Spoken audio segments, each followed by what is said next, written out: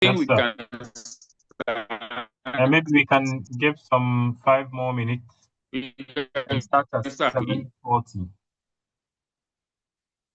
We can do five more All right. minutes and start at So we 7:40. are, all right. So we are holding on. Okay, thank you.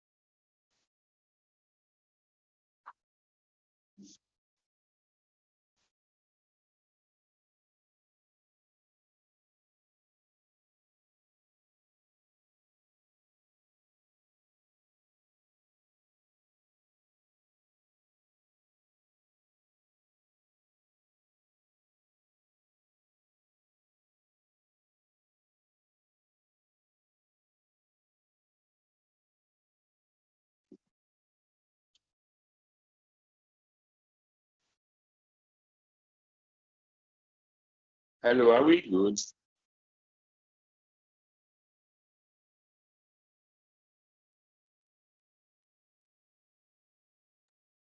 Yes, please. I think we can start. All right. So thank you for giving me the opportunity once again. So we are welcome to this evening's presentation, and it is in line with our quest to be able to evaluate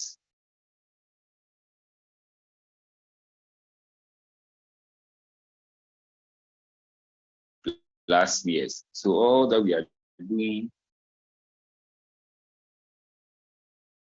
is to gather information and be able to evaluate last year's to make diagnosis. After we have flat full black count results, we know the next thing to do is to do evaluation of a film. Or sometimes we are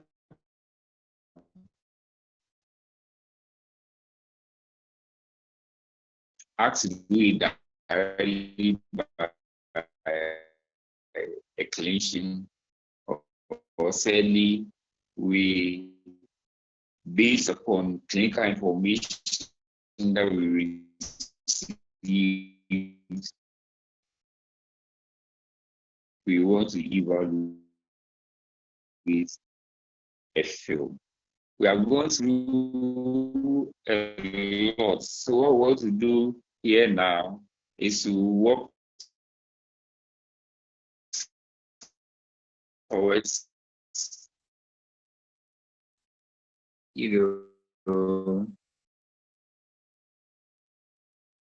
looking at pictures.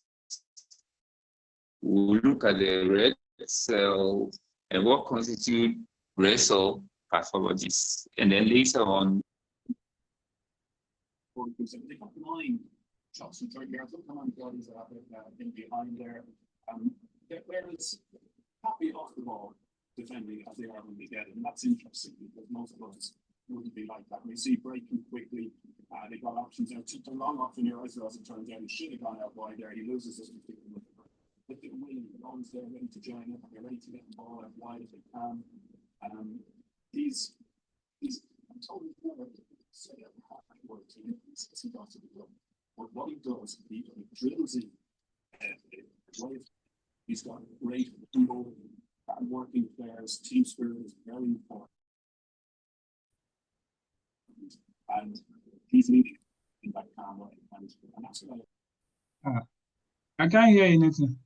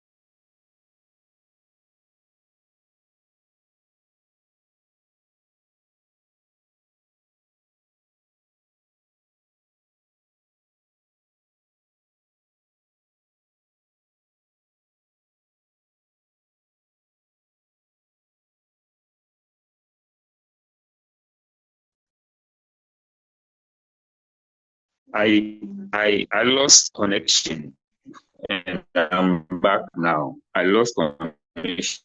Now I'm back now. So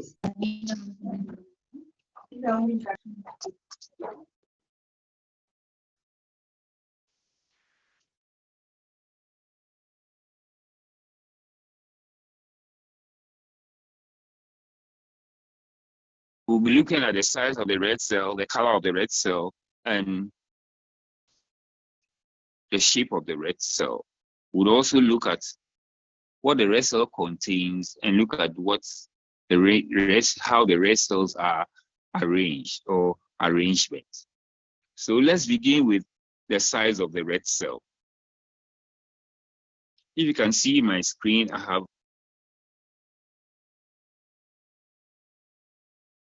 have projected a slide and I'm pointing to a figure.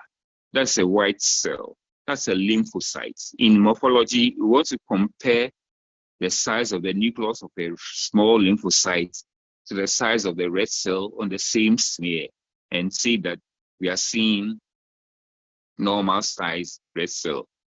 That is given to us as mean cell volume on our full blood count result. So if the size is comparable to the size of a red cell, then we have a normal size red cell or a normocytic red cell. Smaller, we have microcytic. Larger, we have macrocytic. Later on in our demonstrations, practically, we'll be looking at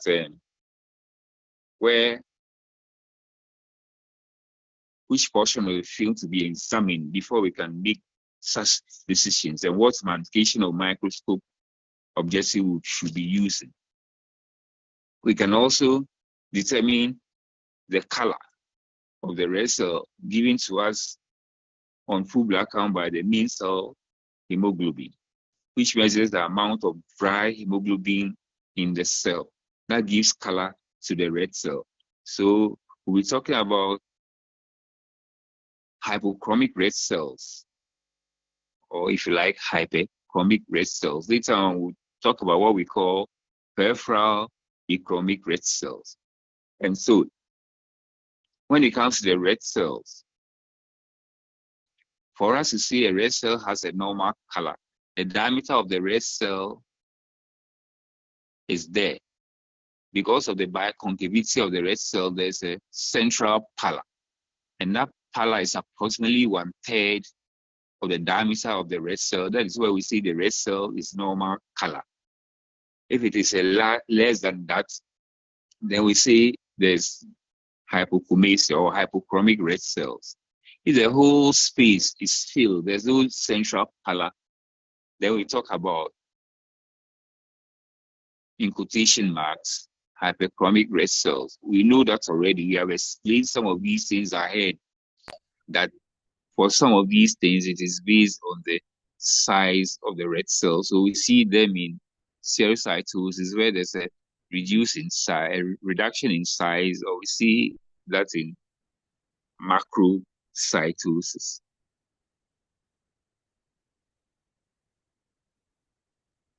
The next thing we can talk about is the different shapes of red cell. And we can talk about the different shapes of the red cell, and that is a pathology. So if you see my slide, if you can see my screen, I'm pointing to some shape of the red cell. These are called teardrop poikilocytes. Sometimes they are called pear-shaped poikilocytes. And when we talk about poikilocytosis, we know we are talking variation in shapes of the red cell. We all know that a normal red cell has an oval shape, round shape, spherical, if you like. You know, that is talking two-dimensionally. When we say it is a biconcave disc, then we are looking at the red cell under electron microscope. Under a light microscope, it's a two-dimensional thing. So you can examine a slide under the microscope and see the red cell is biconcave. You cannot see that. So this is how we see the red cells under the light microscope. And we see pear-shaped or teardrop poikilocytes in different conditions like myelofibrosis, typical of myelofibrosis, osteoporosis. When there are splenic abnormalities, we see them. In fact, we can see pear-shaped poikilocytes in iron deficiency anemia as well as pernicious anemia. What happens to the cell that results in this? It says because of changes in the protein structure or the lipid composition of the red cell. And so please, if we don't know the cytoskeleton of the red cell, it's a good time to go and look at the cytoskeleton of the red cell and learn about the phospholipid bilayer of the red cell, the structural proteins of the red cells, the integral proteins, etc., etc., because there will be times we'll be talking about mentioning some of the proteins, actin, ankyrin, spectrin, etc., etc. We'll be talking about them, or rather, we'll be mentioning them. So we must go and take a look at the red cell cytoskeleton and be abreast with some of these things. And so that is what happens. There are problems in the red cell membrane due to protein structures or lipid composition, and then we get some of these things.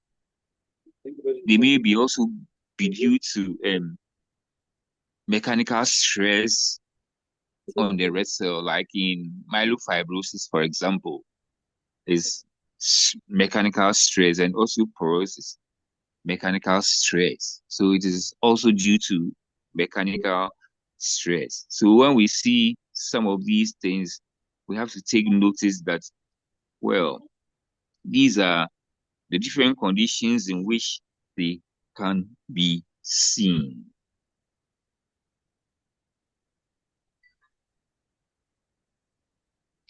The other picture is also talking about pear-shaped poikilocytes, the same thing.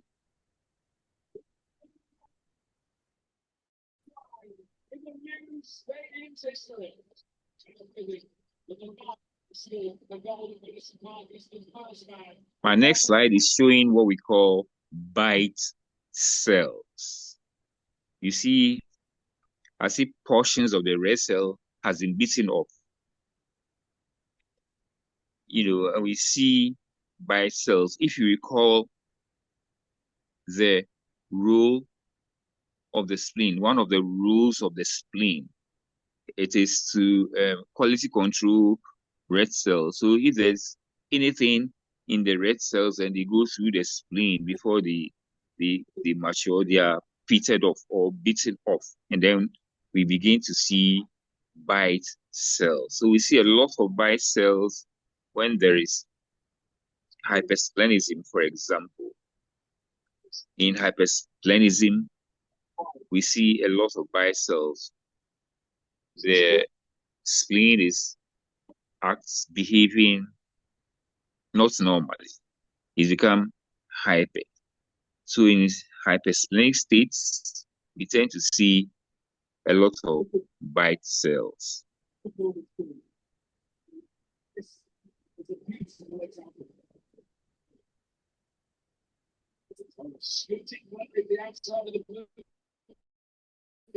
What we are seeing here now, what I have shown here now are called stomatocytes. We describe them as cup-shaped red cells. You see, when you look at it carefully, you see as if there's an elongated slit in the central pallor of the red cells. It may be acquired, it may be hereditary. We see that in hereditary stomatocytosis. Hereditary stomatocytosis. In the acquired situations, you may see them in neoplastic states, in liver diseases, in alcohol intoxication, etc. Sometimes you may see them in hemolytic disease, with altered membrane permeability, in which case G6PD also, so the enzymopathies, we see them in the enzymopathies also.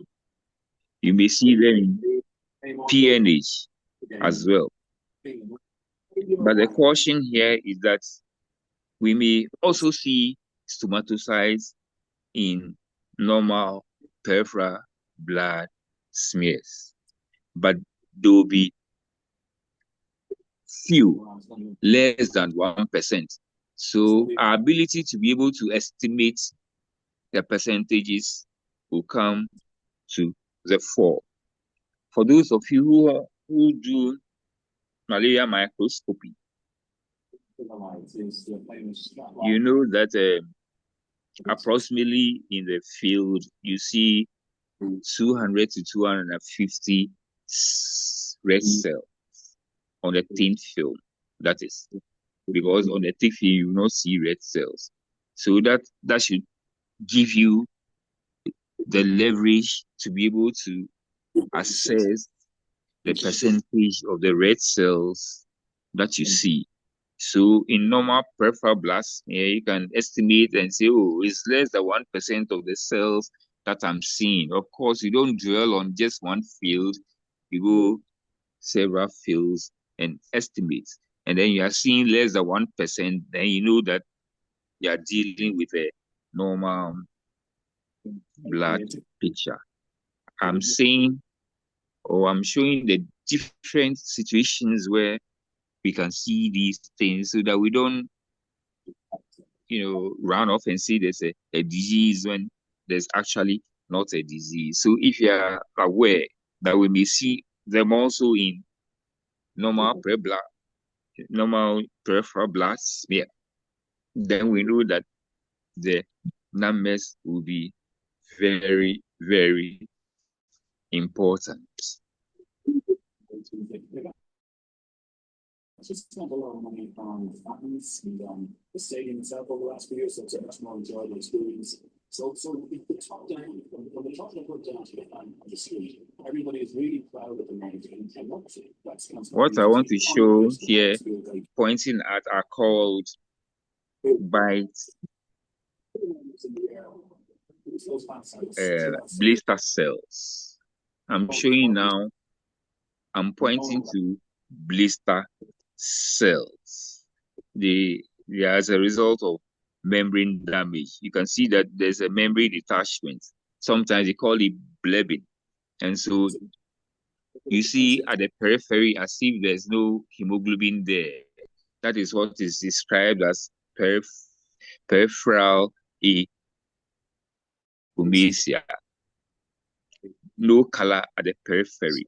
And they're called blister cells. And we see them in these enzymopathies, especially G6PD being the common. They are due to oxidative stress from these oxygen species. So we tend to see them in G6PD deficiency. So if you're examining a slide and you're seeing a lot of blister cells, then you'd want to check whether the person is G6PD deficient or not.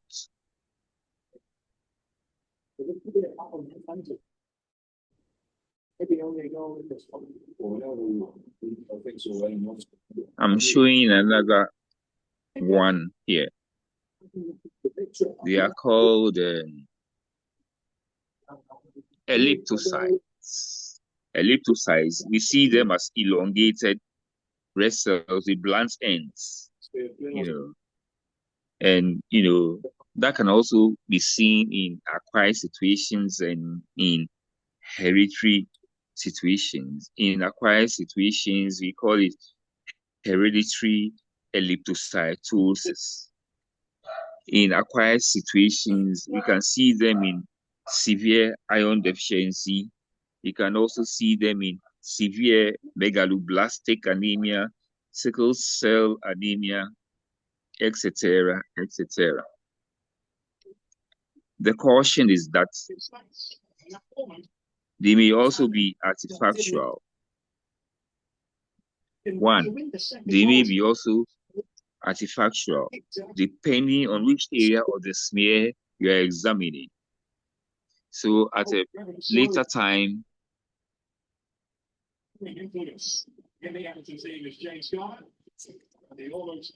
we'll learn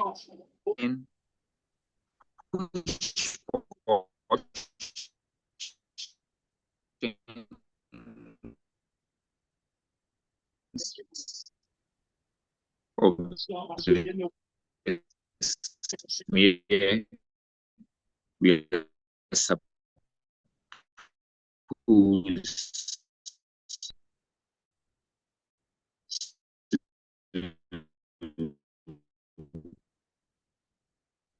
examine,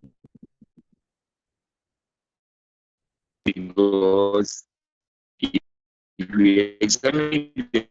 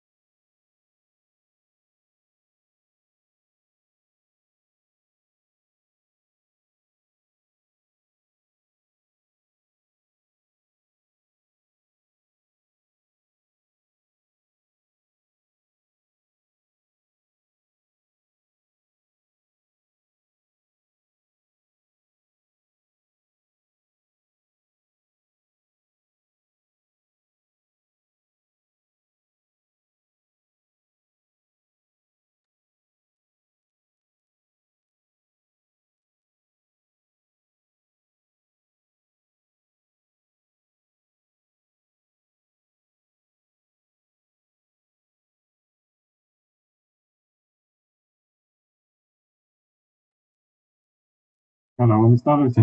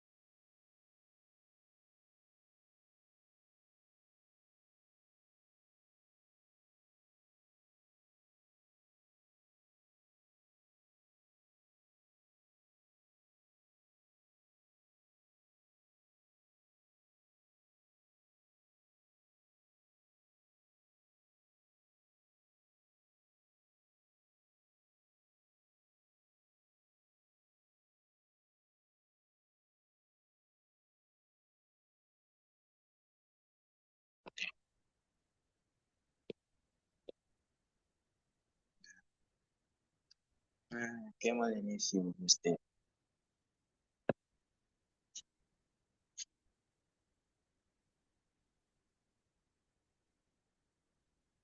Hello, Latif. Can I co-host? I'm not. I went off, and now I'm no longer co-hosting. Okay. You are now.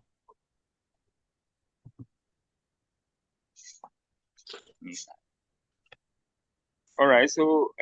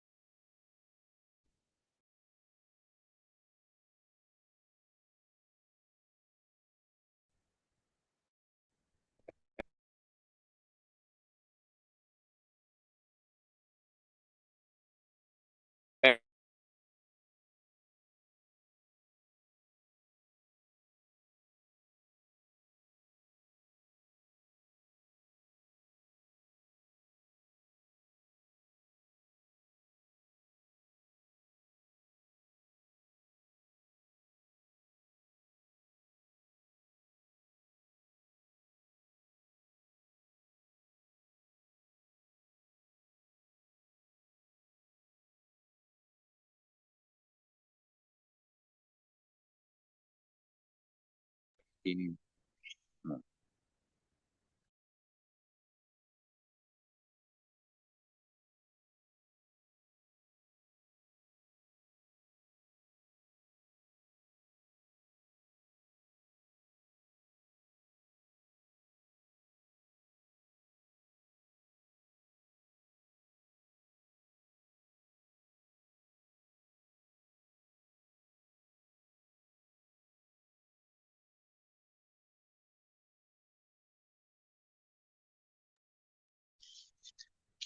yeah, cool. But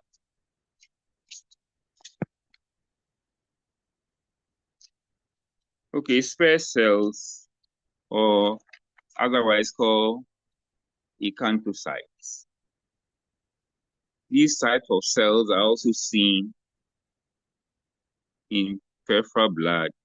We see them in different conditions. It can be hereditary, as in hereditary acanthocytosis, or there's a condition they call congenital beta lipoproteinemia. It's a rare genetic condition. We also see them in liver diseases. We see them when there's post-splenectomy. You see, and these ones we see because of problems with the vessel membrane. In a beta lipoproteinemia, it is because of poor distribution of lipophospholipase in the cytoskeleton, due to the fact that there's poor absorption of the vitamin, the fast soluble vitamins. They result in spare cells or acanthocytes. So when we are seeing acanthocytes, one thing we know is that they are possible. It's possible to see them in liver diseases when the spleen is not there. So you shouldn't be surprised when you see them in sickle cell anemia in patients who are autosplenectomized or who have been splenectomized. Apart from the hereditary disorder, which is not too common. Sometimes the structural proteins, the spectrin actin defects in the cytoskeleton may also lead to formation of acanthocytes. So when we see acanthocytes in peripheral blood, we should be thinking pathology.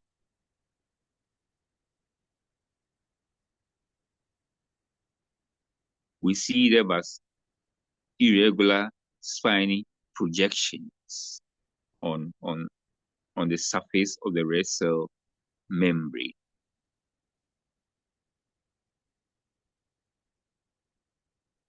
As for this one is very common to us, what we call drepanocytes, or if you like, sickle cell. We all know the defects because we know too well point mutations at position 6 on the beta globin chain, glutamic acid being exchanged for valine is a result. I mean, that gives us a hemoglobin S, and hemoglobin crystallizes in there, and the red cells become deformable. We know the red cells with the membrane, with the cytoskeleton, and the pump, the sodium potassium pump. The red cell is deformable such that it can go through very small areas, very small, vessels. But when it becomes irreformable, they are not able to do that. And that is part of the pathology or the pathogenesis of the sickle cell people, the sickle cell disease patients.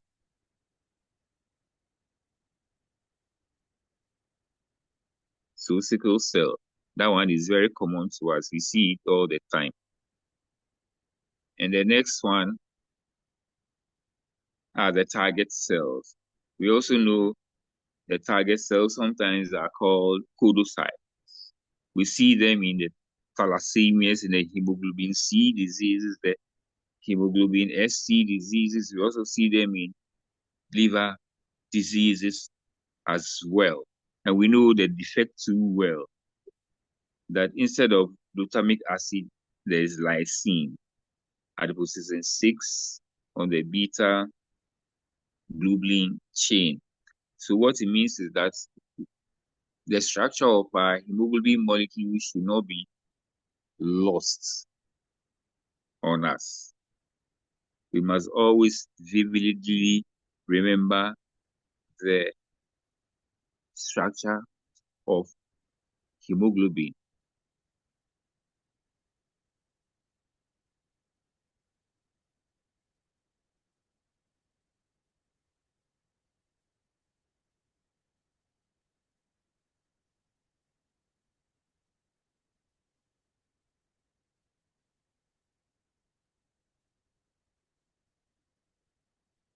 I'm using a phone also. Okay, so this is the next one that I want to show. Spherocytes. Spherocytes are the next one I want to show. We know they stain densely. They lack central color. They are smaller in diameter compared to a normal site. We see them characteristically in hereditary spherocytosis. We can also see them in acquired hemolytic anemias, especially those that are due to oxidant drug effects, and so like the enzymopathies. We shouldn't forget that it is something that can be seen in freshly transfused patients. So if someone has been transfused, and that's why history is important for us when we are examining blood smears. Freshly transfused patients, they are likely to see spherocytes, so that you don't end up saying we are seeing spherocytes, therefore there's a hemolytic disease or something. We may see spherocytes when there's hemolysis due to splenomegaly and a large spleen. It's a possible thing. So we are bringing all of these things on board so that when you see these things, you'll be turning in your head which one should be what you should be talking about. It will depend on a lot of other things, including other things that you see, plus what information you have concerning the, the patient. Very importantly, spherocytes may be seen when we are examining the wrong end of the field, especially if you go to the tail. Anytime you examine a blood smear, go to the very tail, you see that all the red cells you are seeing lack central pallor. So we don't want to go and examine the tail ends where we don't see central pallor and claim we are seeing spherocytes.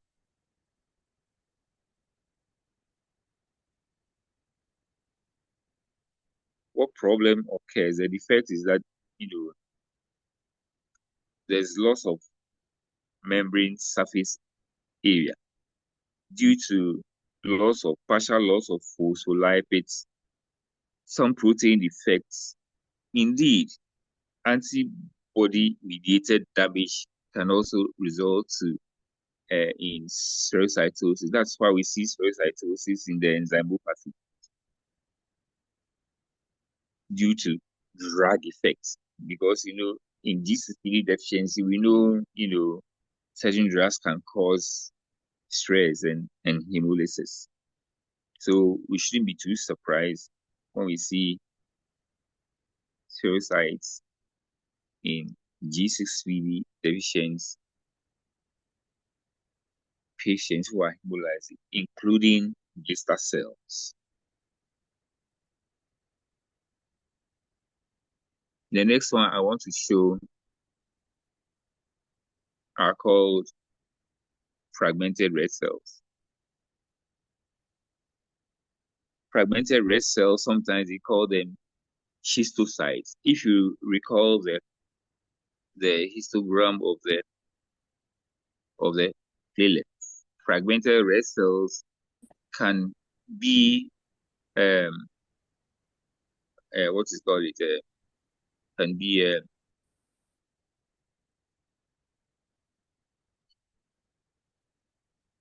can give you a wrong impression about the platelet counts, because fragmented red cells, depending on their sizes, may be counted as platelets, and so it will go to affect the platelets on the platelet histogram on the right hand side. You be thinking you are seeing very large platelets or giant platelets,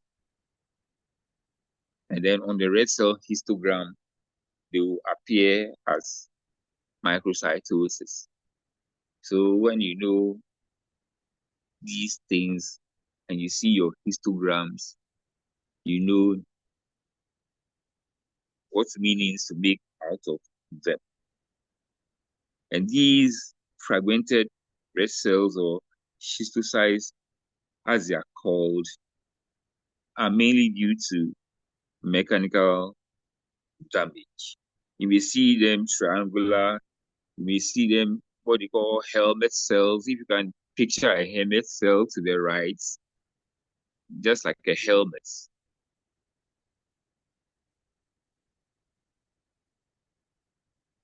So you see them fragmented like this, and they occur in what we call the microangiopathic hemolytic anemia, or if you like, microangiopathy for short. DIC is an example. Thrombotic thrombocytopenia purpura is an example. Even pulmonary embolism is an example.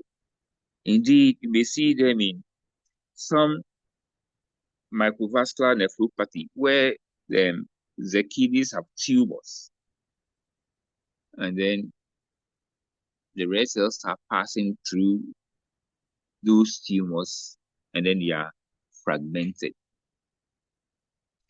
Apart from these things I have talked about, you can also see fragmented red cells, where you see marked changes in the size of the red cell, the shape, and even the color in burns, very extensive burns. You know, when you talk about burns, there are burns that are first degree, second degree, extensive burns means third degree um, burns. You can see some of these things in burns, in which case you see that even the, um, the, the color is also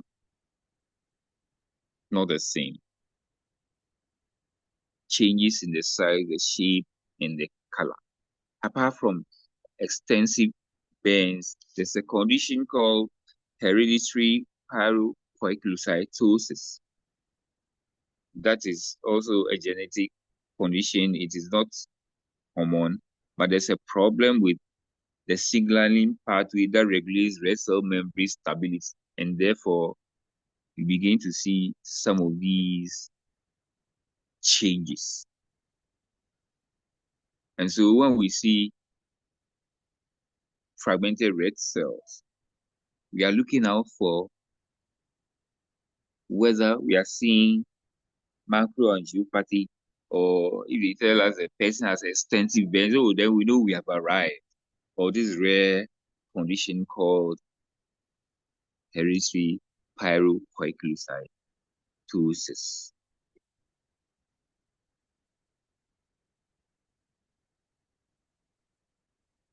We want to know some of these things so that when we come across them, we know how to speak about them. Because otherwise, all we'll be doing will be just looking at red cells, describing them, and then we end there. White cells, describe them, end there. Platelets, describe them, end there. We want to be able to take the next step, to be able to look at the different things that can occur. In other words, the differentials. And based on what more information we have and the other things that we are seeing, we can make a decision. So my next slide talks about red cell inclusions. Now, I want to talk about some red cell inclusions. And what I have shown here are called Howell-Jolly bodies. We know they are nuclear fragments. They are DNA material in nature. You usually will see one in a red cell like this, and they appear spherical, like we are seeing. We see these things in, sickle cell disease, megaloblastic anemia, when there's no spleen or when the spleen is not working well. If you remember, the spleen quality controls red cells. So red cells will go, reticulocytes will go around in the blood and go and mature in the spleen. So anything like a red cell that contains a thing like this will be pitted, it will be chopped off. This is the one that results in what we have seen earlier on called bite cells. Apart from sickle cell anemia, megaloblastic anemia, hyposplenism, postsplenectomy, we may also see them in some other hemolytic anemias. So again, we should be able to recall the role of the spleen, the different functions of the spleen. One which is quality controlling red cells. If you see a lot of these things in peripheral blood, it means the spleen is very likely not there. That is why we see them in sickle cell disease, because at a certain age, sickle cell anemia, we must be careful. Sickle cell anemia is a SS anemia, all right? And sickle cell disease will be the SCs. So we see a lot of these in sickle cell anemia because they tend to have one hyposplenism or a splenectomy. So our jolly bodies, HJ bodies for short. I'm showing another one after our jolly bodies. And I don't know whether it's too clear, but I'm showing basophilic stipplings. If you can see basophilic stipplings, sometimes called punctate basophilia, they are, RNA material that have precipitated in the red cell, appearing as granules, and they appear different sizes. We see them as a filamentous network when we do supravital staining. They appear also with retics. They are not retics. They are different from retics. Retics on Romanowski, we see them as what? Polychromatic cells. Reticulocytes, they contain remnants of RNA. These ones are precipitated RNA. RNA that has precipitated. And so we should be able to make the difference. On peripheral blood smear, the Romanowskis that we do are commonly, the one we use commonly here is Leishman. We see retics as polychromatic cells. But if it is indeed punctate basophilia, you see the deposits like we are seeing now. I don't know whether my slide is very clear, but punctate basophilia or basophilic stipplings is what I want to demonstrate to you. Commonly seen in lead poisoning, we may see them in the thalassemias, the hemolytic anemias, you may also see them. It is said that you see them also after treatment for nutritional deficiencies, iron, B12 especially B12. Again, you may see them after the use of cytotoxic drugs. So you tend to see them in the malignancies when they are being the hematological malignancies. I'm talking hematology, not every malignancy. So rather the leukemias. You will see that when people are being treated with cytotherapy. Of course, the retics already. We can differentiate the retics from the basophilic stipplings in that on Romanowski, reticulocytes are seen as polychromatic cells. You don't see them as punctate basophilia.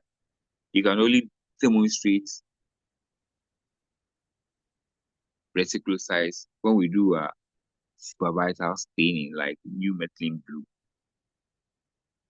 And for the reticulocytes, we know that it may be a normal finding in blood. Of course, less than 2% is acceptable.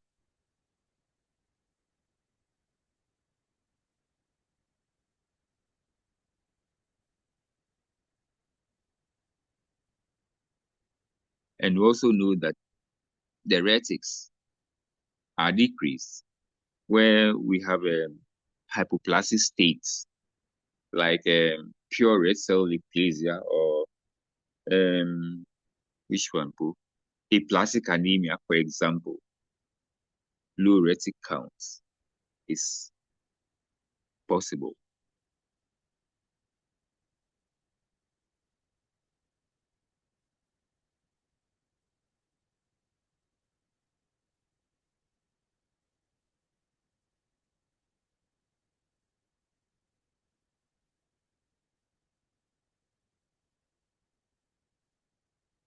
I've shown this already. I just want to ask the house what I'm showing again. I want someone to tell me what is this that I am showing. Our jolly body. Thank you. And I said we see them in which conditions, for example? Megaloblastic. Yeah, we said we see them in megaloblastic anemia. We see them in sickle cell anemia, post-splenectomy, hyposplenectomy, etc., etc. It's very easy to remember because once you see our jolly bodies, it's very likely the spleen is not working or the spleen is not there. Because one of the functions of the spleen is to quality control the red cells. It has other functions, but the one relating to morphology is the one we want to talk about. Storage, immunology, etc., etc. They are all functions of the spleen. But the one that pertains to morphology is the one we are talking about, quality controlling the morphology of the red cells. Can you see this? Yes, Is it please. clearer here? It's Yes, clearer please. here. So please, Yes, what am sir. I showing? Basophilic stipulins.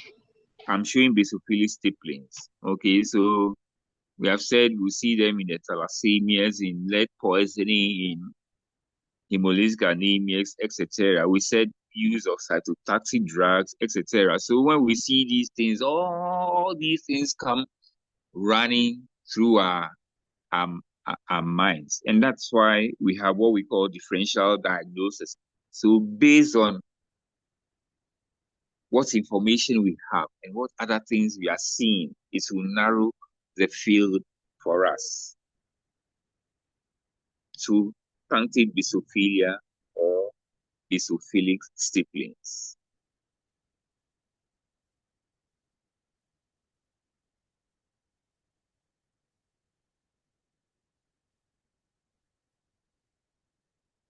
If you can see clearly, there's a red cell with a certain structure in there, like the figure 8. Is it clear? Yes, sir, it is clear. It is what is called a Cabot ring. Usually we see them as a figure 8.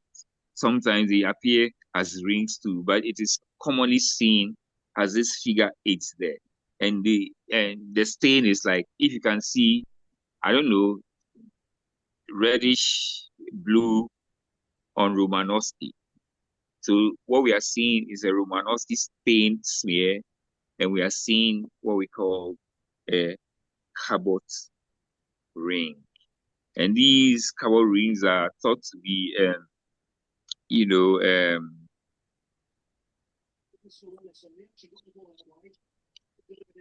protein prestige also. We see them commonly in also megaloblastic anemia. So they are protein precipitates that we see, and we call them Cabot rings. So if we see Cabot rings, then we want to look further and see whether we are seeing other things that speaks to megaloblastic anemia. Because if you are making that, sometimes you will not see every single thing. You may see in megaloblastic anemia, you may see nuclear cytoplasm asynchrony. You may not see this.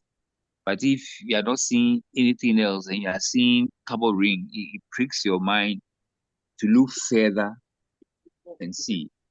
Even if you don't see that, you may suggest that, oh, let's do the chemistry and see whether the deficiencies will be there. The youngsters, obviously, I know they're not getting a game, but still it's spreading. And they'll recognise how well Sunderland plays on the playing side of things. Still talking about inclusions. This one, I don't need to talk. This one is our friend. Something you have seen. If you are If you do any microscopy, you may have seen these many times. Someone tell me what we are seeing so that we don't spend too much time. Malaria parasite. So we are seeing malaria parasite. So for us, it is not enough to say we are seeing malaria parasite at this stage in our development. So tell me which of the species you think we are seeing, because it's Right. part of our calling. We should be able to speak to species ID, because after all, that's how we diagnose malaria. Falciparum. Tropozoite or falciparum? Falciparum. So we are seeing falciparum. Do you mind telling me why you are saying we are seeing falciparum?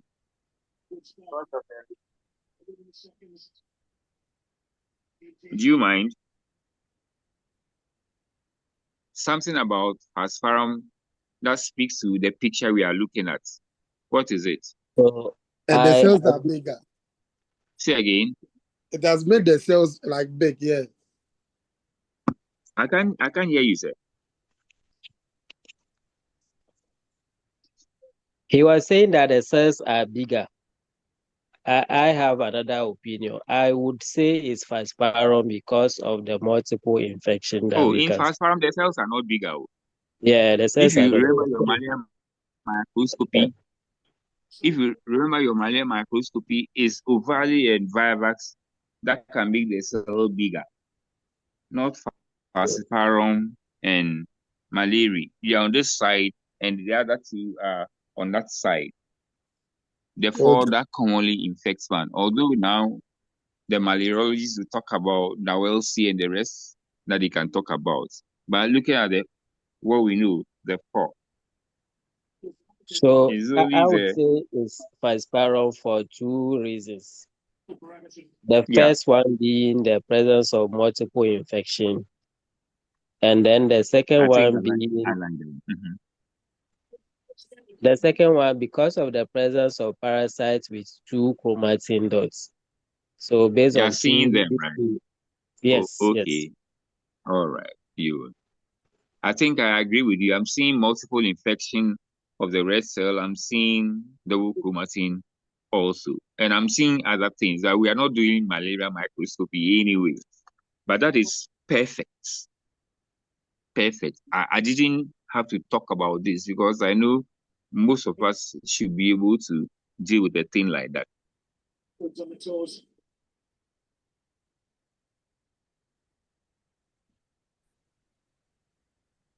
So the next thing I want to show are hemoglobin C crystals. That's how they appear.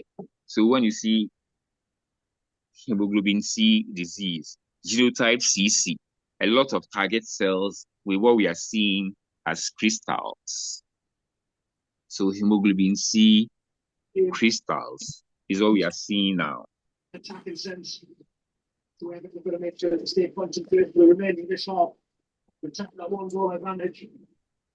Someone is making an addition. Oh. Let's all hear. Okay. Chief, you are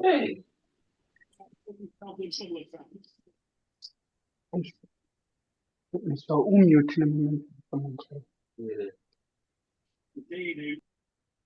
Shall we go on? Shall we go on?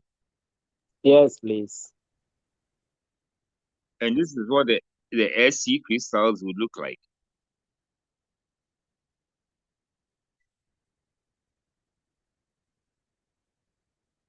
So you see, you can in fact examine a slide and say what you are seeing is hemoglobin SC or hemoglobin CC or hemoglobin SS disease.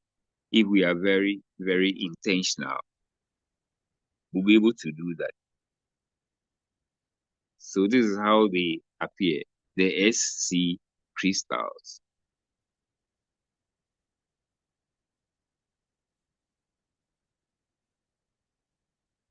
I'm trying to look at things that we can. Okay, then I didn't talk about bare cells or a candlesites.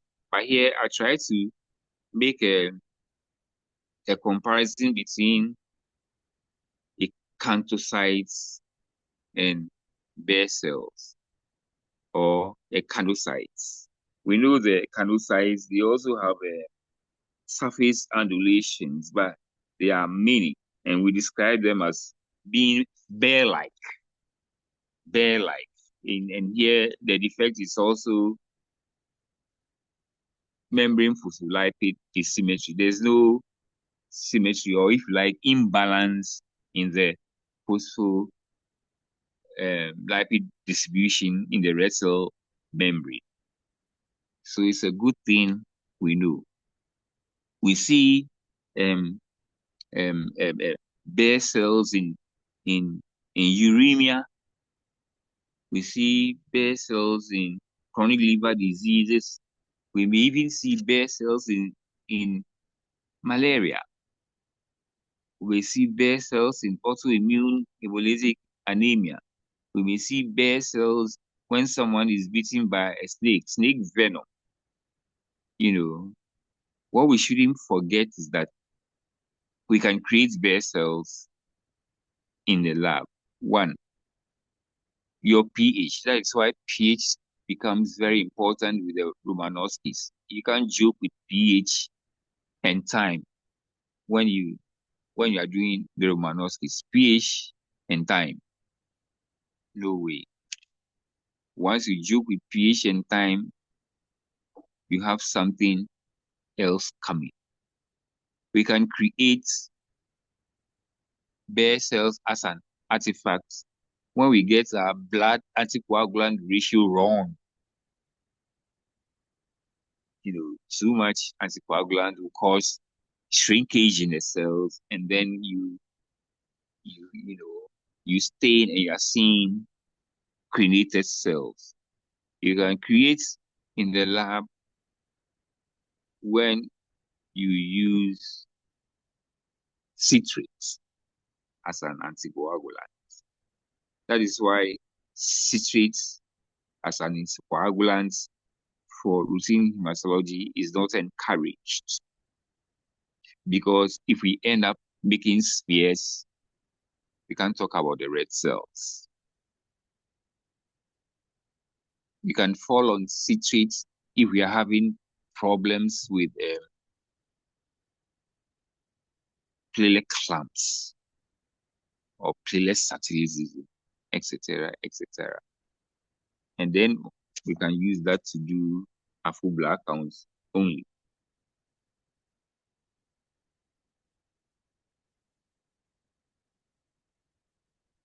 We can, yes.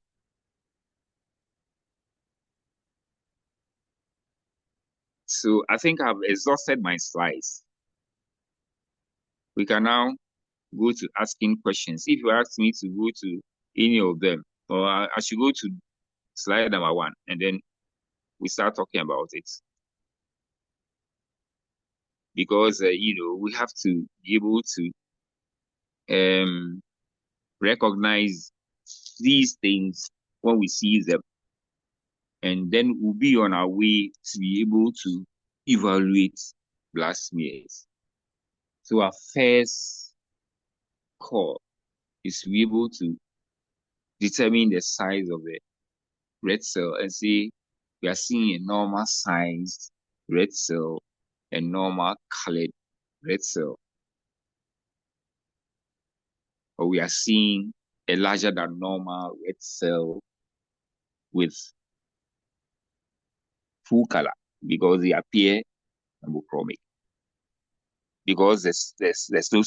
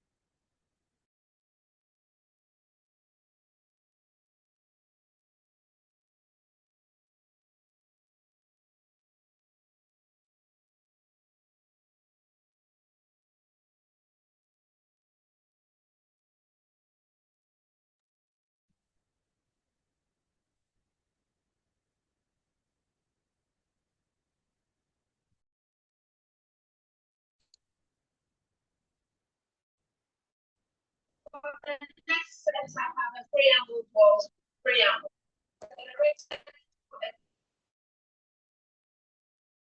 Of the trends, combat the constant Sorry, I went off. emitted from the target. Yeah, hello, I'm back. I went off, I'm back. If you can Yes, we can hear hear me, you. I'm back. We can hear you. So please, I've gone back to the beginning. I want us to ask questions if we have to run through again. So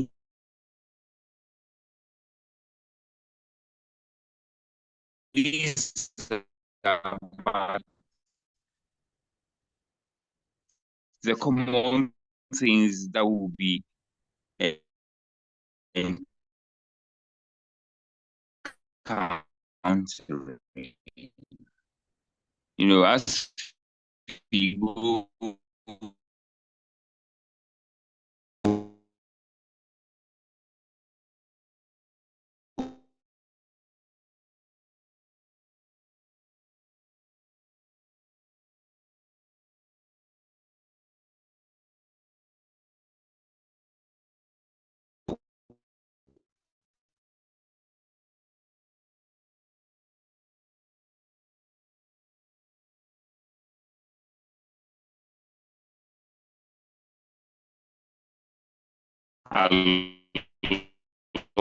along,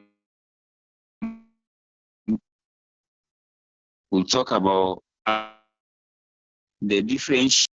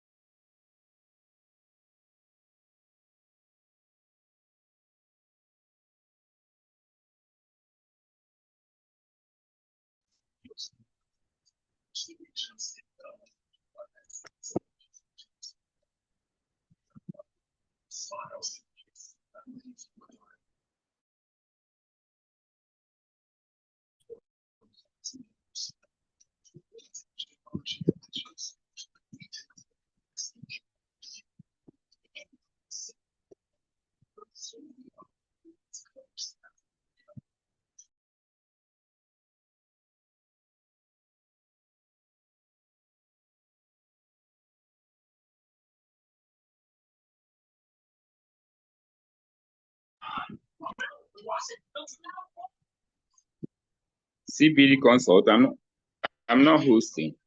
I went off. CPD consult, I'm not hosting. I went off. I'm back.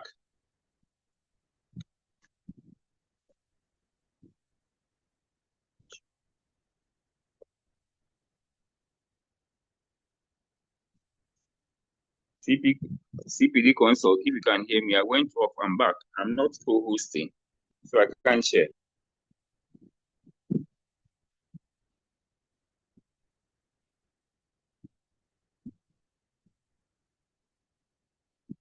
CPD consult, if you can hear me, I'm not co-hosting. Oh, sorry. You. Hello. Again. Hello. Okay. Yeah, I went off. I'm back. Okay. So you're co-hosting now.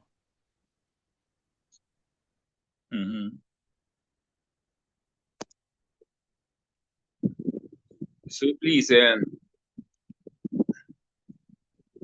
I want us to ask questions on red cell and red cell pathologies. We talked about the size, the color, talked about the different shapes. We have talked about the different inclusions that we can see. The only thing we have left out is the arrangement, because the red cells are supposed to appear discrete. If you see them appearing in a stack of coins, it's called rouleau, or agglutinates when there's agglutination. One thing we also shouldn't forget about is nucleated red cells. It's also something that we see as an abnormality when we talk about the red cells. And so nucleated red cells are also a common feature that we see, and we see that in hemolysis. We've talked about polychromatic cells that we see also in hemolysis. And polychromatic cells are red cells that have a tinge of blue, as if they are radiating between colors. We describe the normal color of a red cell under Romanowsky as being salmon pink. And so when you see bluish tinge, then you are talking about polychromatic cells. In fact, it is because of this reason that we don't want to use heparin routinely for preparation of smears, because heparin will give us a blue background when we stain with the Romanowsky. So the difficulty here will be judging whether we are seeing polychromatic cells or we are seeing the one we have created. Otherwise, heparin, because it's the one that causes least hemolysis, would have been very, very good, except that you cannot use it in morphology. And the second thing is that heparin is also not cheap compared to EDTA. But most of all, it will hinder us when we want to evaluate smears. So we don't want it. We use it when we want to, do things like phosphocytic fragility and G6PD. Use EDTA. Most of us, we use EDTA, and we can even keep the EDTA blood for G6PD in the fridge for 2 days and still come around G6PD. If we want to do quality work, some of these things shouldn't be lost on us.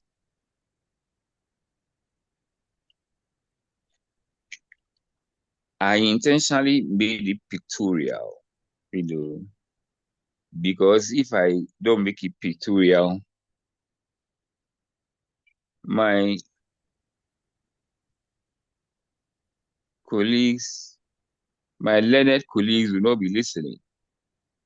So I made it pictorial so that they will listen to what I have to say.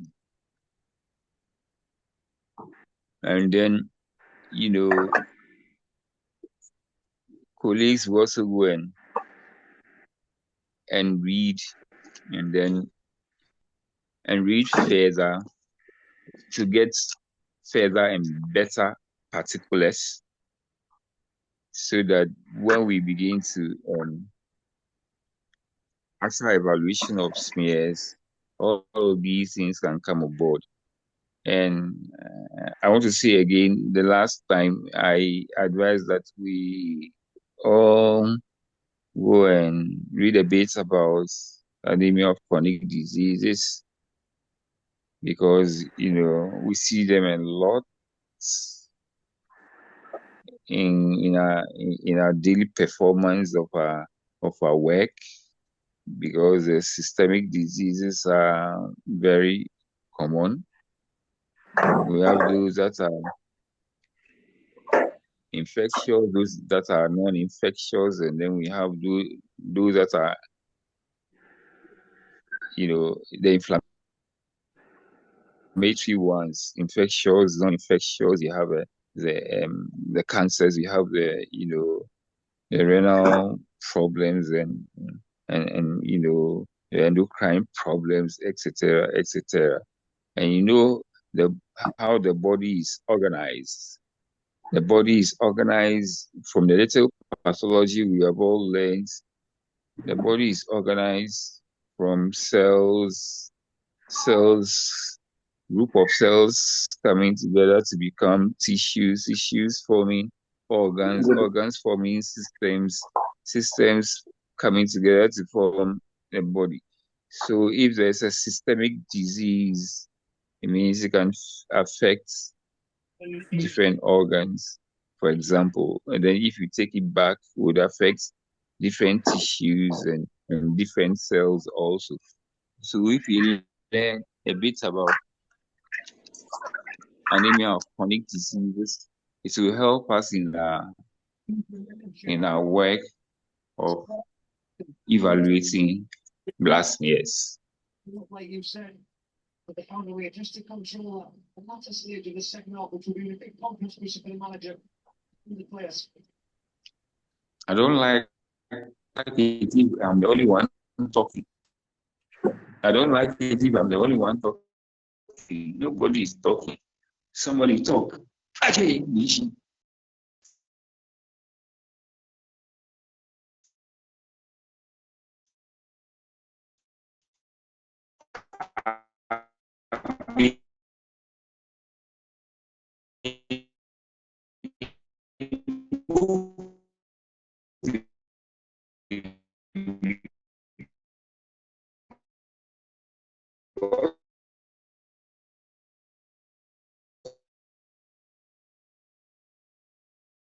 Please.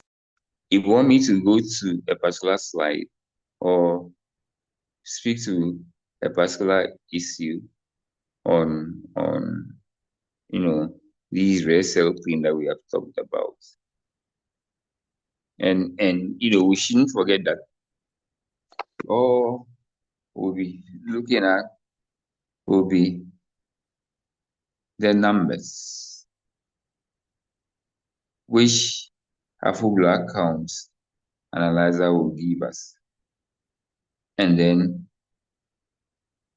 qualitatively, that's appearance of the cell.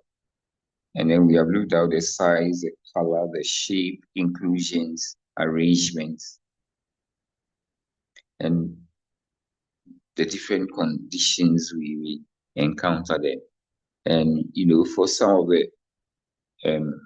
the shapes, we have talked about the defects. We talked about the defects, what brings about some of these shapes. And I said that it would be a good thing we recall the cytoskeleton of the red cell membrane, where we recall the first phospholipid layer. We recall that there are integral proteins, and then there are structural proteins like protein 4.1 and carrying, spectrin, actin, etc., etc. We up to, because if you see, spectrin is a problem in elliptocytosis, then it's a structural protein. That's why there's a problem with the structure of a red cell. Red cell membrane, sorry. And you also know the sodium-potassium pump memory that maintains the integrity of the membrane. All of these put together maintain the integrity of the membrane such that the red cell is able to go through very small,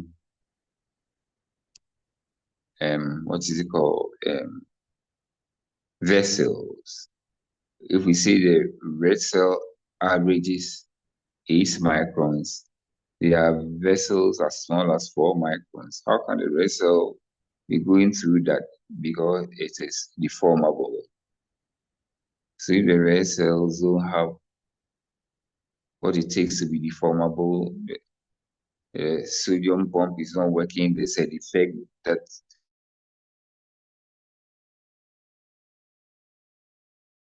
hemoglobin crystallizes, etc., etc. All the defects that then.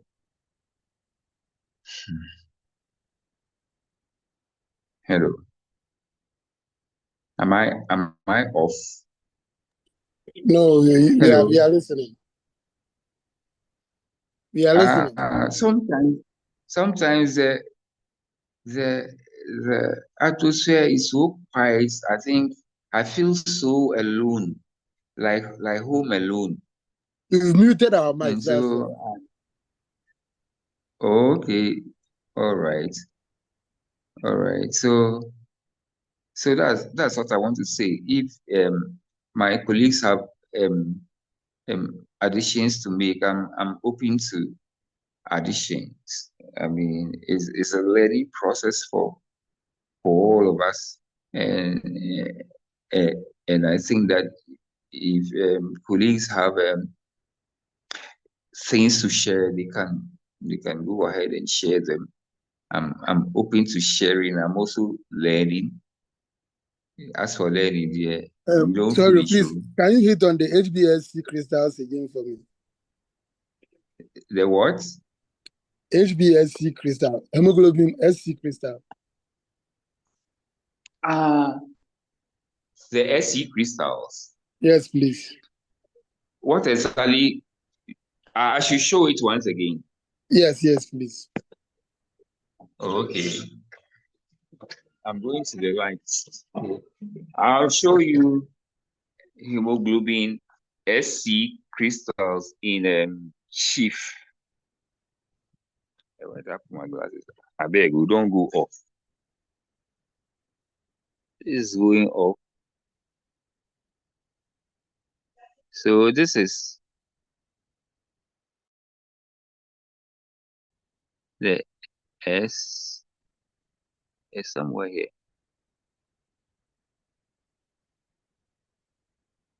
So hemoglobin C crystals, hemoglobin, let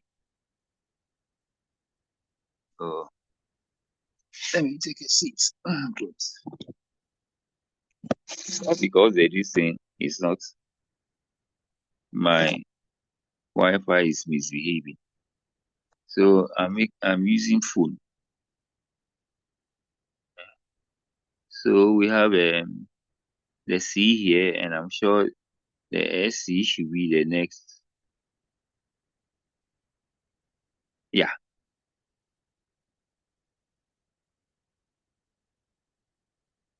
So I'm there, please. Okay, thank you. All right.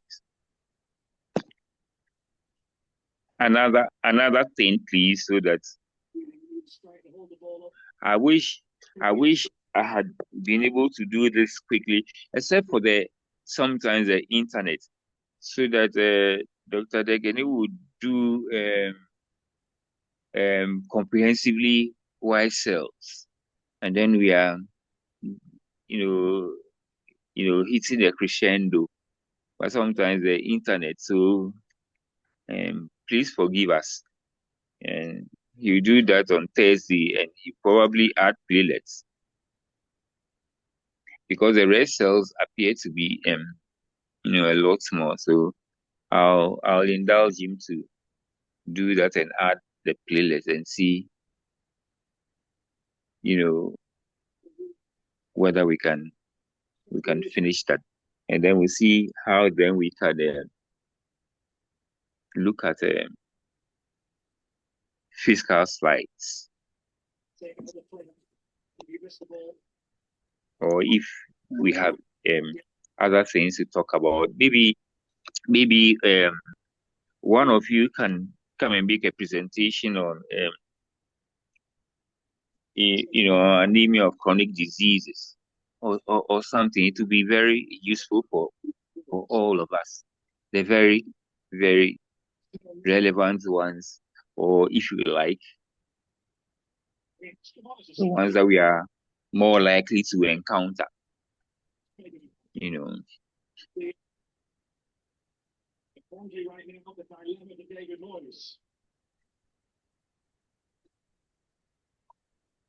Hello, sir. Yes, sir. Yes, I have a concern. I want to raise it so that we'll all discuss it together. Okay, sure. So it has to do with differential diagnosis whenever we Yes. are evaluating blood from comments. Yes. So you notice that, example, the RBC that we are evaluating now, you realize that some abnormalities are seen in so many conditions. And on the same film, you end up seeing one or two abnormalities. Yes. So in some instances, we are not even fortunate to have the clinical history. So when it happens like that, you see a number of abnormalities, and those abnormalities are seen in various conditions. And in which case, you may not be definite. You can talk about the differentials, the different differentials. Pardon? I want you to end, sir. Yes. So I wanted us to give us a clue if we find ourselves in those conditions, how to go about it. If we can talk about a specific one, if you can give a specific one, for example, we might, because we talked about the fact that you may see other clues. You are not looking for one clue and then you are running with it. You are looking at, and so that's why when we say a particular thing, we say you may see them in. If you see, for example, you see let's say target cell. Yes. Okay. You're seeing target cell. For example, we know we can see target cells in the thalassemia. You can see target cells in liver diseases or alcoholic liver diseases. And for example, in the alcoholic liver diseases, the MCV will give it away because the MCV will be on the high side, so macrocytic. Whilst in the thalassemia, for example, the RBC is not macrocytic. And You have even your full black count results, all of that to guide you. If you want to choose between a thalassemia and a liver disease, if your full black count results will be very, very, very helpful. You agree with me? So all of these things are put together, you know. So actually the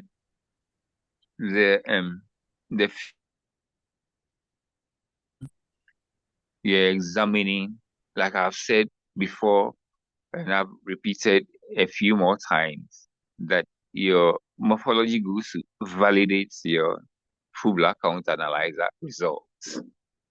So all of these things, and it's a good thing we begin to make our colleagues at the clinic know that some of these things are useful. Otherwise, we will not be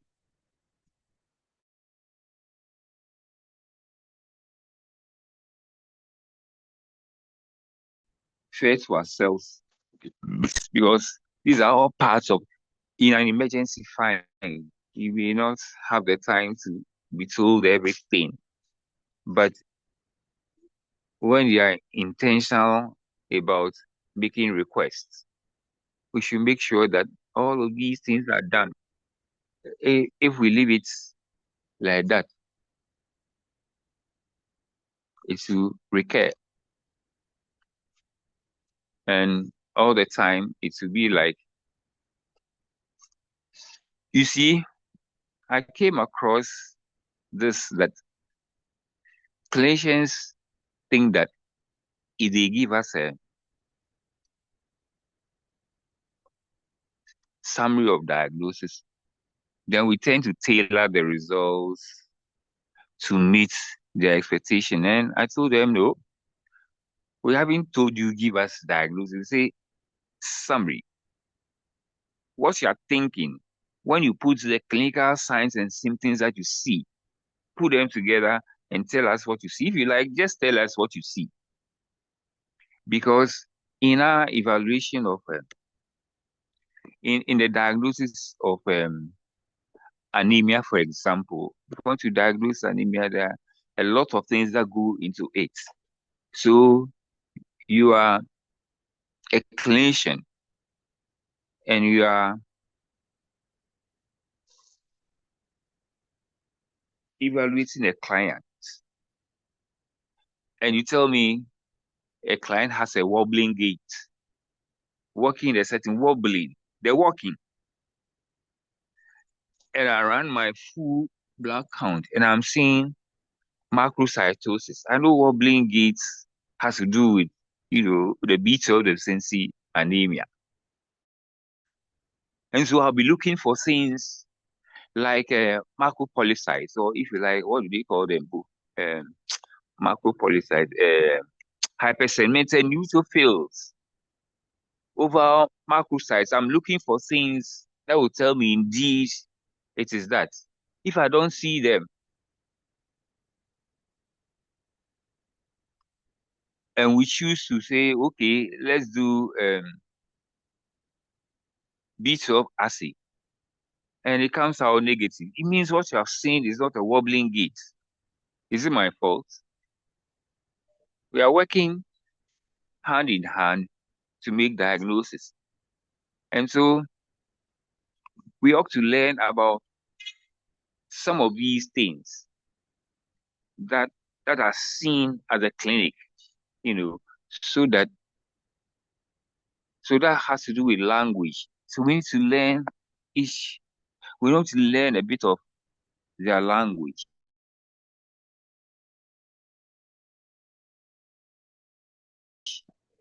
Because they also learn a lot. Microcells, do you think they don't know what you're talking about? They know. They know you are seeing microcytic hypochromic red cells, and then you are looking out. The next thing you want to tell them, what is the what you call it? The plate situation. What is the white cell situation? Apart from the fact that you are seeing microcytic hypochromic cells, are you seeing target cells Are you seeing hemoglobin C crystals, LC crystals, whatever? So it's a whole package. So we ought to learn some of these things and what they stand for. That's how we're able to be able to do some of these things. And it looks daunting, but if we begin little by little, we'll be able to do um all of these things.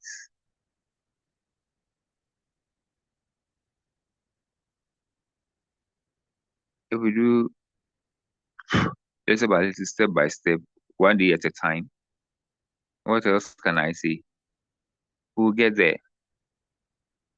And so we should be able to understand what we are told from the clinic. We just learned that we see punctate basophilia in thalassemias. We see punctate basophilia in lead poisoning. If it is lead poisoning, would you be seeing a lot of target cells? No, unless it's a double pathology. Unless the person has another pathology that brings target cells. That's why we have to know. You see, you are seeing punctate basophilia, and it is established as punctate basophilia. You are not seeing any other thing. The clinician may have had a history from the from the from the patient. Let's call them patient or clients. The way we choose to call them these days because of clearness. And this client has a history of having exposure to lead. Maybe has worked in a paint factory, for example, or that's why there was a time in the fuel industry. That was why they came out with unleaded fuel. You heard that before. And so the clinician is asking, unfortunately for us, we are not seeing the patient, we are seeing a sample. So we are relying on what we are told. You see? So we are seeing basophilic stipplings. And we are not seeing any other thing that will tell us is some other thing like a thalassemia. So we'll rather be querying lead poisoning and make the others differential diagnosis. And then he'll be laughing in the consulting room and say, Uchia, I didn't tell them the person had a history of working in a paint factory or something. Otherwise, he would have just said lead poisoning straight away. So that's where the differentials will come in. So we really have to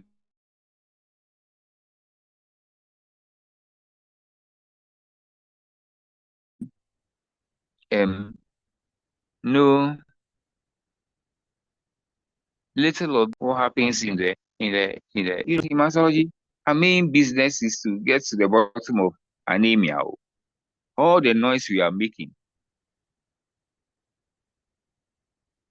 get to the bottom of the anemia. If it is hemolytic, we are trying to see which one. Is it microangiopathy? Is it these? Is this is it the genetic defects, the one that is intrinsic or the one that is extrinsic to begin with? And then we are going through the red cell fault, not the fault the red cell, and then we are going through the different things and trying to see whether we can make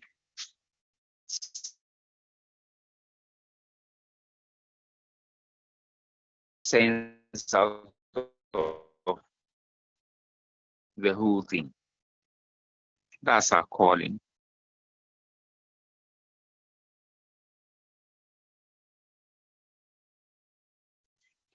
If someone tells you your work is not difficult, then it's not true.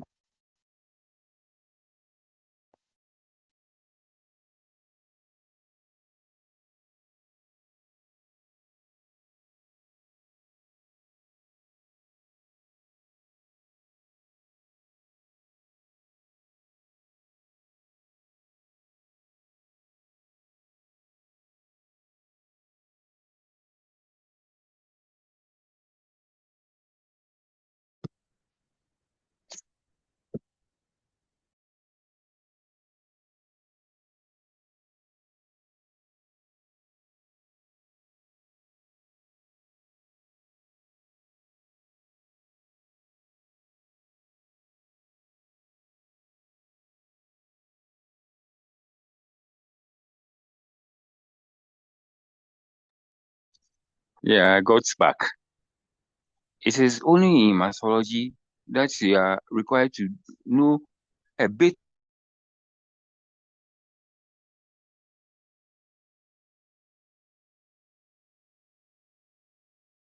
of everything. It is important that you bring on board a bit of everything, especially if you want to be able. You need to bring on board of. You need to bring on board a bit of all the disciplines. Otherwise, it will be very difficult for you to evaluate films in mythology.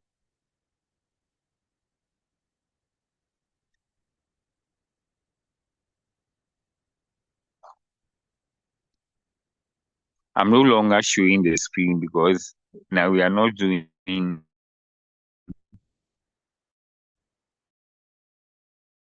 any screen thing. So if you can hear me,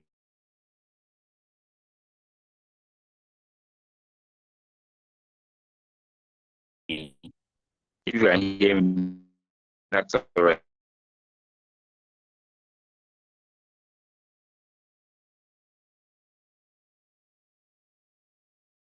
Can you hear me? Yes, please. We can hear you. My people, can you hear?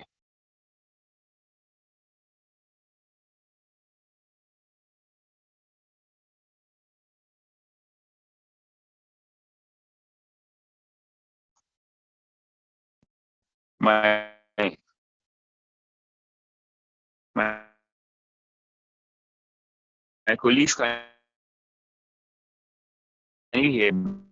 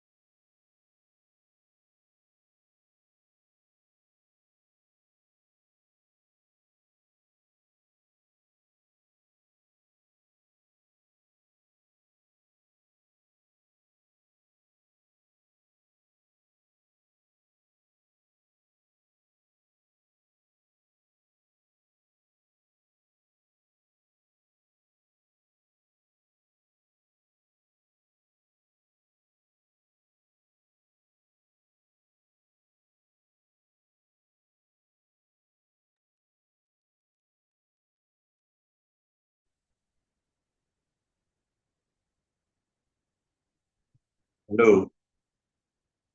Hello. Hi.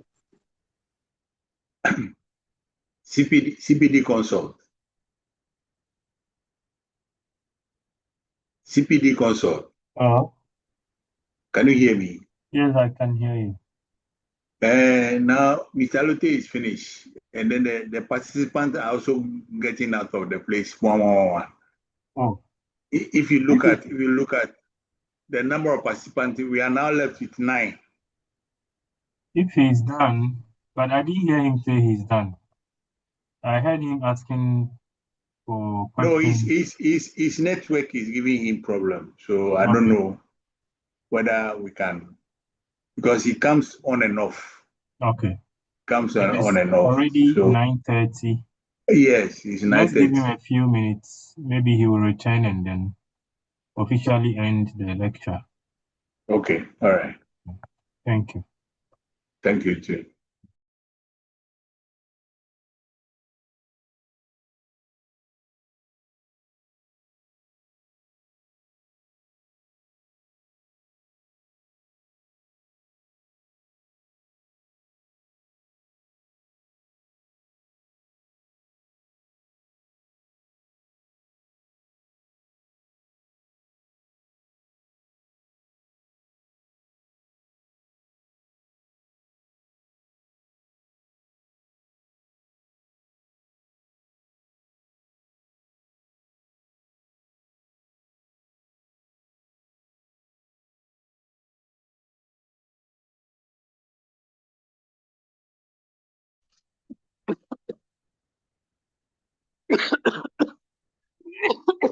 Oh, I'm sorry. I was lost.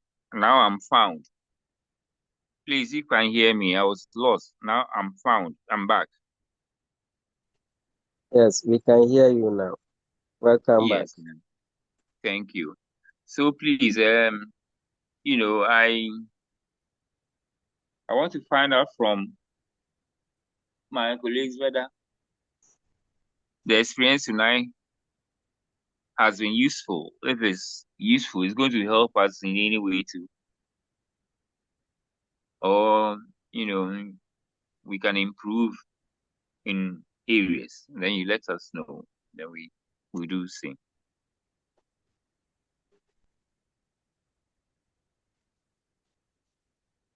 Yes, I have a question. Can I please Yeah. go ahead and ask my question?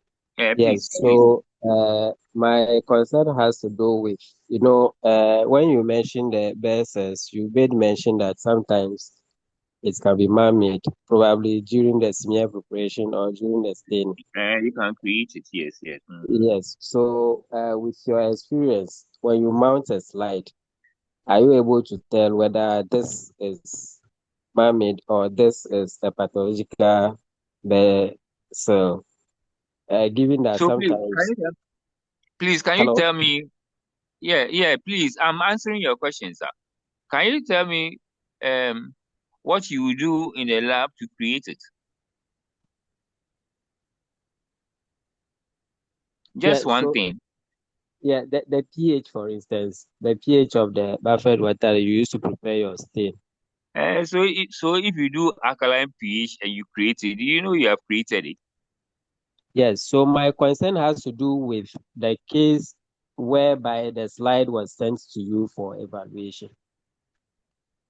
from somewhere? Our colleagues, yes, from somewhere, exactly from Okay. somewhere, yes.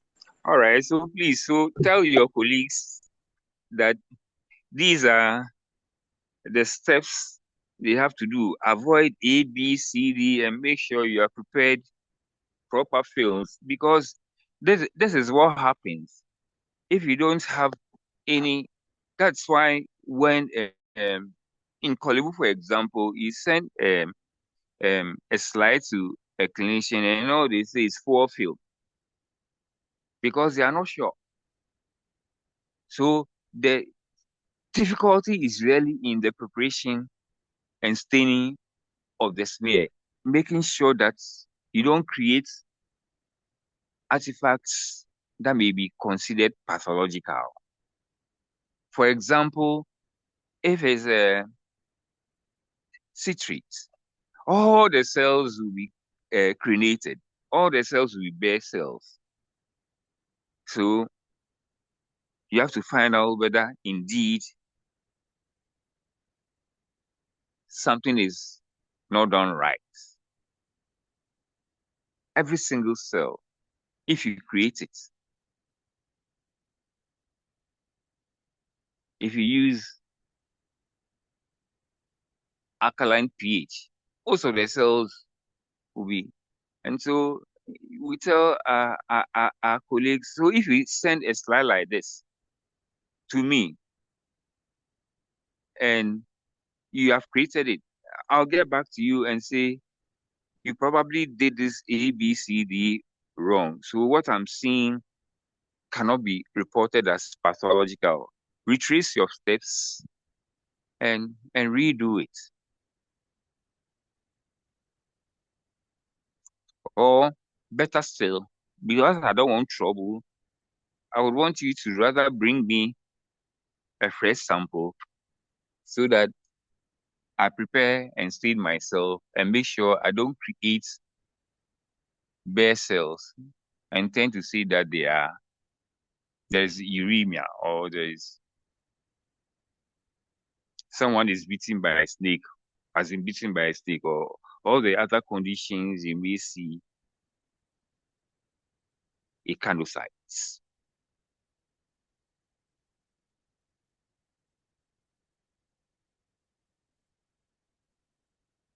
So please, as much as possible, we don't create them ourselves. That is why all of us are worried about quality management systems. Pre-analytical, we say it all the time. Pre-analytical, analytical, post-analytical. That was why when we started this whole business, we started with the pre-analytical, how to take samples and how to handle them for methodological evaluation of smears. The moment we fail in that, then we are creating problems for ourselves. So let's not disengage all of the things together. Disengage some of the things and take some. Everything should be put together. Everything, including QMS. We should leave the QMS. It shouldn't be something like it's written in the book or in an arch file that is put somewhere. We should be leaving it. That's all I can say. Because really, if I'm sending you a slide and I don't do it well, there's no way you know.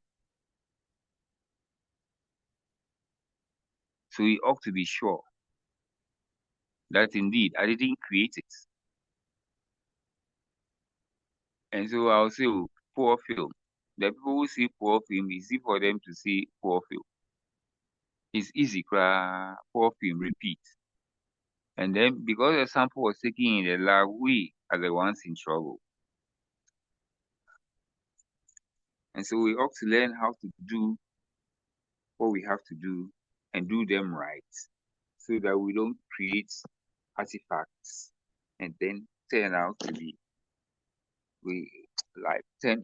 say they are pathologies. I don't know whether I've answered you, but to the best of my ability, that is what I have done. You can't create it and say there's a way to decide that these ones I'm seeing. Of course, if it is really created, for the most part, you see all of the cells bad. That's why they say, oh, it's a bad film. It's a bad film or a poor film. Are you answering?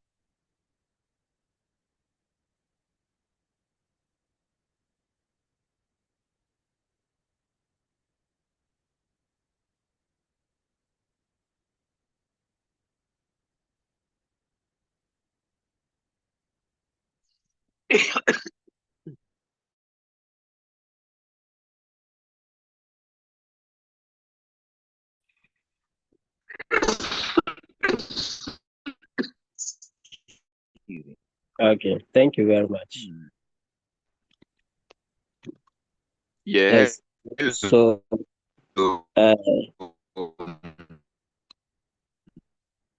my other concern has to do with so let me take one example and then base the question on that one. Let's say target sets, for instance. So qualitatively, you see a target set. Hello?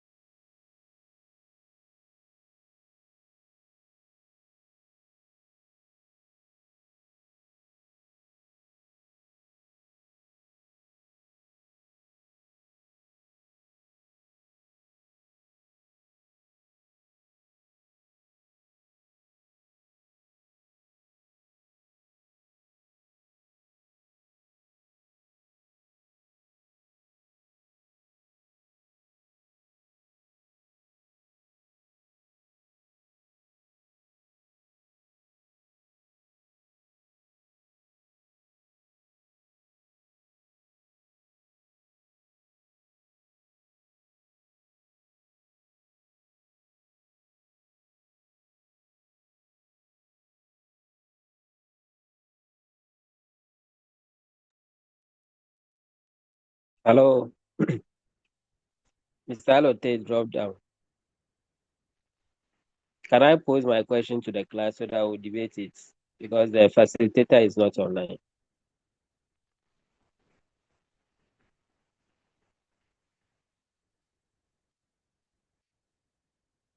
Hello? Yes, you can. I mean, bring it up so that you can also help. Yes. Probably someone will have. Please talk to me. Okay, Someone we are was back. talking. Yes. Was it Ora Sapo? No, sir. Someone wanted to ask a question, but then you were off, so you wanted to bring it up and see if you could have been the task for your family board.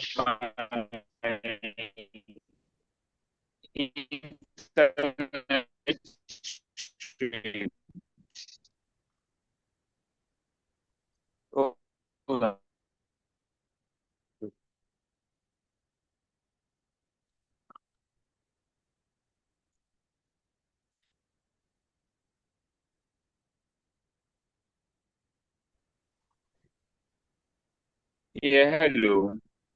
Hello. Mr. Alote, please, if you can hear me. Someone was on the floor, please. Talking about. He was actually addressing to my concern, a concern that I raised, and he was bringing a suggestion. But it's in relation to, he has dropped again.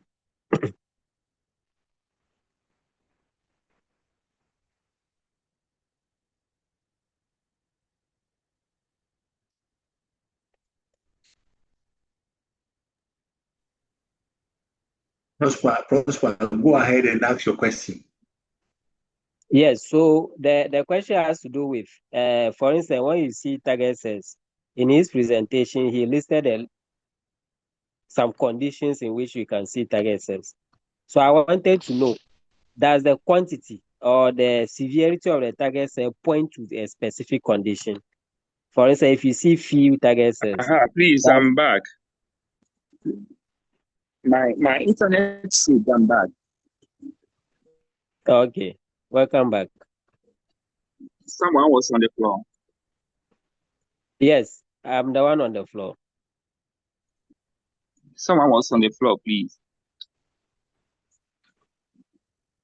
Hello. Your voice is actually breaking, sir. Okay, I just want to know if you see some red cell abnormalities. Let's say, for example, target cells. Hello. Hello.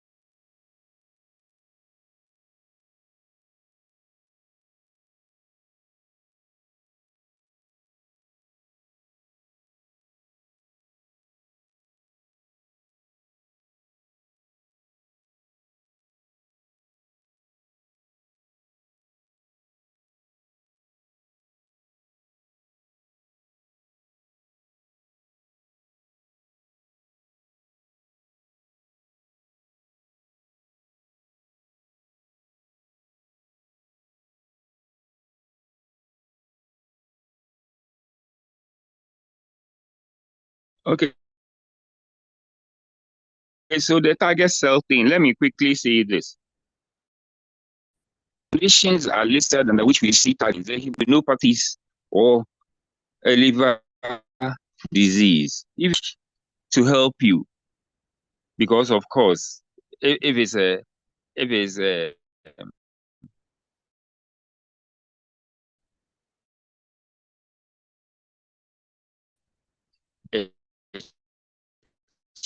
child, it is not very likely a liver. And so two things: hemoglobin electrophoresis, liver function, as if we don't have any other information concerning it. But then again, it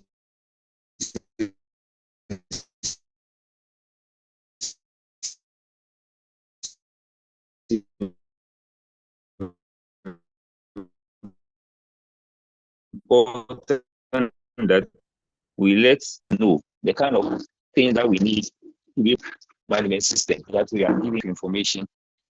You can suggest hemoglobin electrophoresis, liver function tests, because the conditions are mostly abnormal hemoglobins and a liver pathology.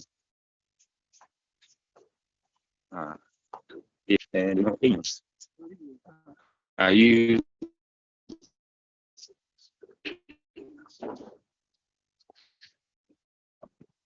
you listening? Have you heard me?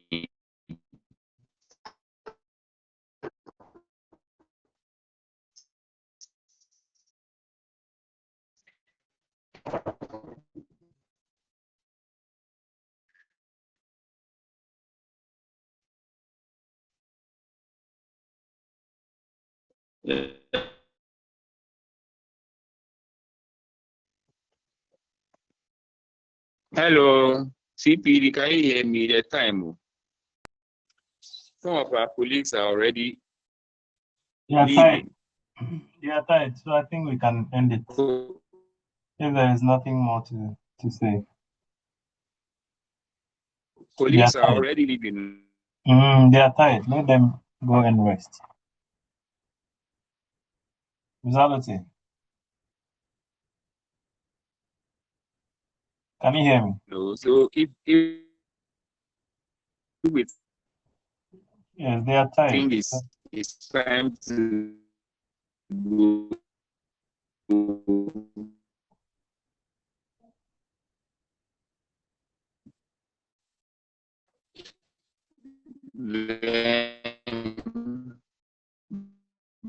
But